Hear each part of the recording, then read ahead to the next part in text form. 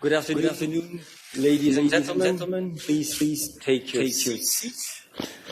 Welcome to the first point on the occasion of the first visit of German Chancellor Olaf Scholz to the European Commission. Let me point out that we have interpretation to and from German, French, and English. President von der Leyen, you have the floor. Ja, danke vielmals. Guten Nachmittag. Ich freue mich sehr, lieber Herr Scholz, Sie hier als deutscher Bundeskanzler bei der Europäischen Kommission begrüßen zu dürfen. Wir kennen uns ja persönlich schon seit einigen Jahren und haben gut und vertrauensvoll zusammengearbeitet. Und das hilft jetzt natürlich auch in der neuen Rolle. Deutschland war und ist immer sehr wichtig für die Entwicklung unserer Gemeinschaft. Die deutschen Kanzler, die deutsche Kanzlerin haben stets einen sehr prägenden Einfluss. Und deshalb ist Ihr frühzeitiger Besuch hier bei der Europäischen Kommission für uns alle ein sehr ermutigendes Signal. Es zeigt, welch hohen Stellenwert die neue deutsche Regierung dem Thema Europa auch widmet. Wenn man in den Koalitionsvertrag schaut, dann sieht man, dass da ein starkes Europakapitel ist und dass sich das Thema eigentlich durch den ganzen Koalitionsvertrag zieht. Wir freuen uns auf Ihre G7-Präsidentschaft, die ja gleich dann am 1. Januar losgeht. Ich kann von meiner Warte zusichern, dass die Kommission bereitsteht für eine sehr enge, gute, intensive Zusammenarbeit. Wir haben einige Themen heute auf der Agenda. Das geht natürlich los bei dem Thema Bekämpfung der Pandemie. Wir haben jetzt mit der 4. Welle in mehreren Mitgliedstaaten den höchsten Anstieg an Infektionen, der je gemessen worden ist. Und wohlbemerkt, wir dürfen nicht vergessen, das ist ausschließlich fast überwiegend die Delta-Variante. Im Hintergrund ist aber Omikron. Und die Omikron-Variante ist in jedem Mitgliedstaat inzwischen der Europäischen Union. Während die Wissenschaft noch nicht sich einig ist über die Frage der Schwere dieser Omikron-Variante, so ist doch schon aus den Daten sehr wohl sichtbar, dass sie eine höhere Infektiosität hat, die Übertragbarkeit deutlich höher ist. Wenn man sich anschaut, die Verdopplungsrate, dann liegt die bei 2 bis 3 Tagen, und das ist rasant. Und deshalb ist, das möchte ich betonen, die Dreifachimpfung mit Abstand der derzeit beste verfügbare Schutz gegen diese Krankheit. Und es ist sehr erfreulich zu sehen, auch dass in Deutschland ganz konsequente Schritte unternommen werden, um die Impfrate zu erhöhen. Wir werden unsere Prioritäten besprechen. Das ist der europäische Green Deal. Da ist gerade Deutschland als das größte Industrieland in Europa wichtig, weil es eine Vorbildfunktion hat, zu zeigen, wie die Transformation zu einer klimaneutralen Kreislaufwirtschaft gehen kann. Und natürlich setze ich auch darauf, dass Deutschland uns unterstützt bei dem Gesetzespaket, dem Kerngesetzespaket für den europäischen Green Deal, Fit for 55, das jetzt auf der Agenda steht, und dass Deutschland Vorreiter ist beim Ausbau der erneuerbaren Energien. Zweiter Schwerpunkt ist für uns die Digitalisierung. Auch da ein Blick in den Koalitionsvertrag, sehr erfreulich, dass klare Unterstützung für den Europäischen Chips Act, Halbleiter, signalisiert wird, und den Digital Markets Act. Für uns ist wichtig, dass dieses Gesetzespaket, was wir jetzt in der französischen Präsidentschaft auf den Weg bringen, DSA, DMA, die Abkürzungen, die weltweite digitale Ordnung sicherlich prägen wird. Denn es geht einerseits um die Regeln für die Inhalte auf den großen Plattformen, und es geht um fairen Wettbewerb, insbesondere für kleinere Anbieter gegenüber den großen Plattformen. Für uns ist wichtig, dass diese Standards durch Europa weltweit geprägt werden und nicht durch andere Regionen der Welt. Schließlich und endlich der dritte große Komplex, den wir besprechen werden, ist die Außenpolitik, wo es enorm darauf ankommt, ein enges Zusammenspiel zwischen Europa und den Hauptstädten zu haben. China ist zum Beispiel für uns sicherlich Verhandlungspartner bei Klimafragen. Es ist ein harter Wettbewerber, wenn es um Wirtschaftsfragen geht. Und es ist in Fragen der Staats- und Gesellschaftsordnung ohne Zweifel ein systemischer Rivale. Wir werden auch das Thema Russland und die militärischen Aktivitäten systemic rival. We'll also talk about Russia and their military activities on the border with Ukraine. We want de-escalation from Russia and cessation of all aggression against its neighbours. It should respect the sovereign rights of nations. Otherwise, the European Union would be looking to intensify its sanctions and also to take other measures across economic sectors, financial sectors. Obviously, every step that we take is done in agreement with our partners. We want to have a good relationship with Russia, just to make that absolutely clear. But it depends, first and foremost, on the way in which Russia behaves. Russia is tending to take a threatening stance towards its neighbours, which, of course, undermines Europe's security. So a huge number of issues that we have to talk about. Welcome to you. I'm very grateful that on the second day of my term of office, I've been able to travel to Brussels and that we're going to be able to discuss the common topics that are so important for our future. Germany is a European nation. We are a large country at the heart of the European Union. We have a large population, a large economy, and that is why German politics cannot stand at the side and simply comment on what's going on. No, it has to take on a role of responsibility for our joint progress, and that will only work if progress applies equally to citizens and representatives. And I think that the government that has now been formed, all of the partners in this coalition have a pro-European agenda, but also a large part of our opposition is pro-European. That's the way in which it presents itself in Germany, and we will do everything we can to push for that progress. Now, the questions that have been raised, of course, first and foremost, facing up to the COVID pandemic, and on the basis of all of our experiences across different member states, it's important that Europe stand together and that we act in close cooperation. And of course, our priorities have to be a high rate of vaccination and making vaccination available and attractive to everyone, and we will keep a constant eye on the evolving situation. The large upcoming project is industrial modernization, which should also put us in a place to halt the man-made climate change and to grow our economy. Germany hopes to achieve climate neutrality by 2045. The European Union has set its goal a couple of years after that, but it is, of course, a huge joint effort that will be required, and I'm pleased that we are making this effort and these steps together. That has a lot of consequences for Germany. It means that we want to push the increase of renewable energies, so producing electricity from wind on and offshore and from solar energy in such a way to allow our industry to be climate neutral.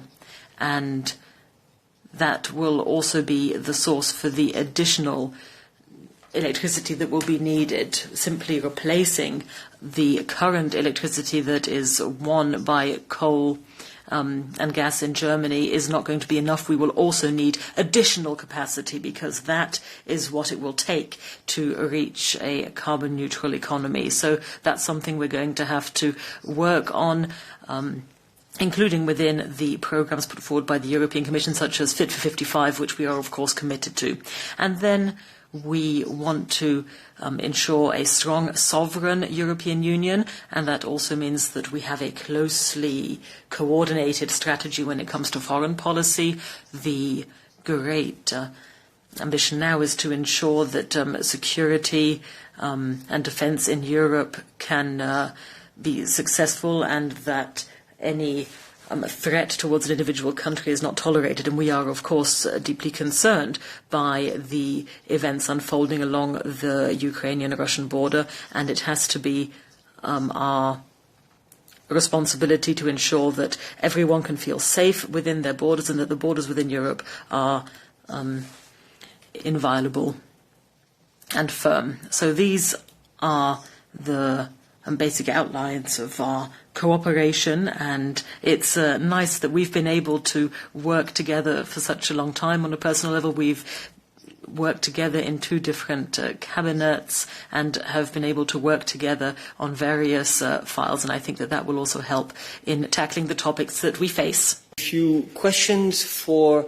our guests from the German media. Please press the button and wait until the light is red. Yes, please. Thank you. Andreas Rinke von Reuters. Frau Kommissionspräsidentin. Commission President, you were, the Chancellor was just in Paris. The French President wanted a change in the way in which the European Union is run, and you said that the current rules are very flexible. But who do you feel closer to in the EU Commission, i.e., would you like to see a change to the Stability Pact, or do you think that it is sufficiently flexible? And then, Chancellor, a question on the taxonomy issue. It would be useful, I'd like to know what you think about having nuclear energy and gas as transition technologies that can be supported under investment and taxonomy. Yes, to answer your first question, we talked about common ground. We're still within the pandemic. The escape clause is there within the Stability Pact. We talked about a common approach within the European Union, i.e. that we have a common view of what the situation is within Europe, how the pandemic has affected the economy and the recovery, i.e. debt rates, deficits, also a need for more investment. So we get the overview and then we will discuss how we proceed afterwards. I'm emphasising this because I think it's important that we have a common view of what the situation is, not just the status quo, but also the needs that we have and how they can then be addressed within the Stability Pact. And yes, just to repeat what I've said elsewhere many times, taxonomy is not a very clear word to a lot of people. We should, of course, make it clear that this is about economic activities that are then assessed according to our climate priorities and our climate goals. It's about, for example, promoting the use of solar energy and wind energy, etc. This would then be a signal to the finance industry where they should perhaps invest. Whether or not that will actually happen, we don't know, but obviously we're thinking about how to adjust this in the best way possible, which is why it's important that in Germany we follow our priorities. We want to extend and expand renewable energy. We have clear objectives. 600 terawatts is consumed. We want to increase that to 700 to 800 terawatts by the end of this decade. And we want, and of course, we want climate neutrality by 2045, where we could, of course, have electricity needs that are much higher, even twice or three times as high as now. We need, of course, a stable network, and that hydrogen should also be used. Storage is very important as well, and production and different industrial processes. Obviously, this is all something that will take time, and gas will play a role in the transition. Other countries have different priorities. I think that we're still discussing how we're going to achieve this. Yes, I think that an important point here is that, of course, taxonomy does allow different activities. Taxonomy is about, and of course it's about moving towards climate neutrality. and ensuring that investment is targeted to achieve climate neutrality. And it includes those categories which make a substantive contribution. The first delegated act has already been adopted. It's a historical step forward. There are also the transition activities, the so-called transition activities. And this is all part of taxonomy, of course. It's not one thing that's going to resolve all of our problems. We need a number of measures all moving towards climate neutrality, so that we want to target investment and create investment. We want transparency and clarity for our investors, so that we can steer investment towards climate neutrality. A question from a correspondent here in Brussels, Erin.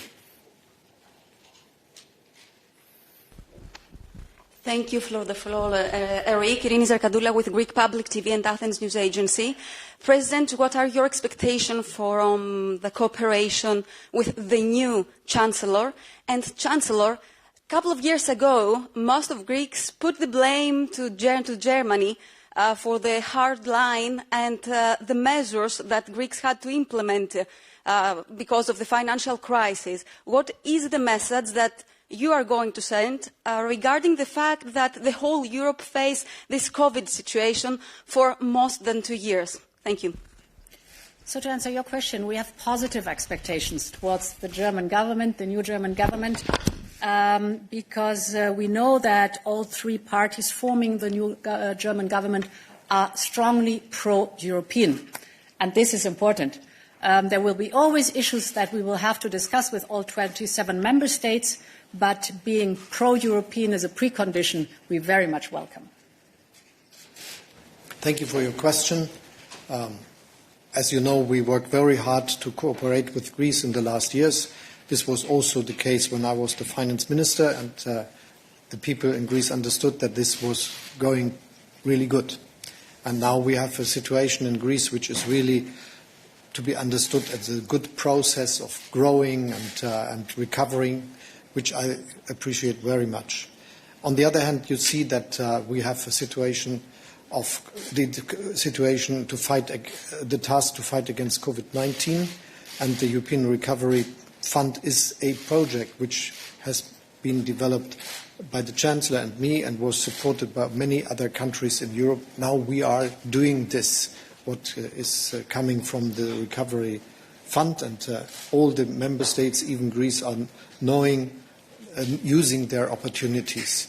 And possibly it might be a good message for you that not just me, but also the finance minister, and in this case the whole government, is very much appreciating the development in Greece, and we want to help all countries that they will have a good chance to recover. Yes, please, yes. Michael Fischler, Deutsche Presseagentur. Michael Fischler, Deutsche Presseagentur.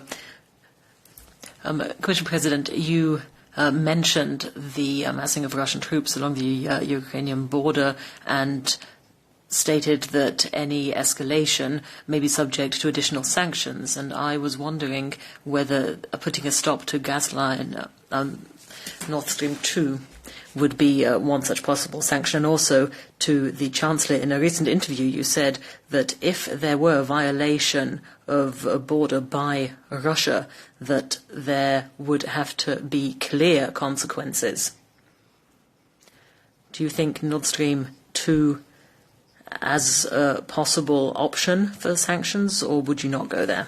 Wir sind als Europäische As the European Commission, in June, the European Council tasked us with developing options on Russia, and we have done that to a great extent now, and as I previously said, we do so in very close cooperation with all our partners. For us, it's important to stress that any aggression has to come at a price.